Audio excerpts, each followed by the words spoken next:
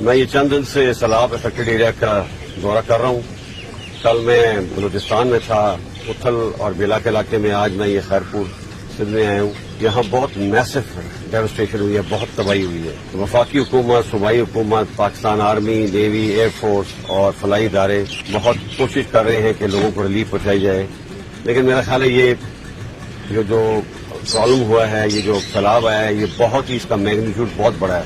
اس کو ٹھیک ہونے میں، لوگوں کو ریلیف دینے میں، لوگوں کو ریہیبلیٹیٹ کرنے میں بہت سال لگ جائیں گے.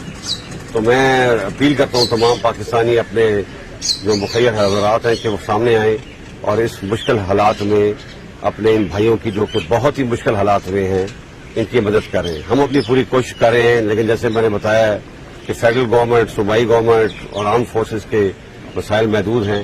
آپ لوگ سامنے آئیں، جس طریقے سے بھی آپ مدد کرنا چاہتے ہیں، فائنینشیل کرنا چاہتے ہیں یا تھرو مٹیریل کرنا چاہتے ہیں، آپ آئیں اور ان لوگوں کی مدد کریں تاکہ ان لوگوں کو ہم ریہیبلیٹیٹ کر سکیں. ریلیف آپریشن اور ریسکیو آپریشن تو تقریباً ختم ہو چکا ہے. اب ریہیبلیٹیشن کا معاملہ ہے اور وہ بہت سال لے گا.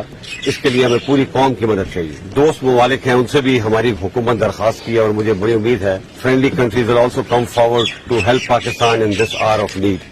And I also appeal on behalf of Government of Pakistan, on behalf of people of Pakistan, to our expats and our friends abroad to please come forward and help these people who are in very, very difficult situations. I am sure our expats, as usual, will not disappoint their brethren back home in Pakistan.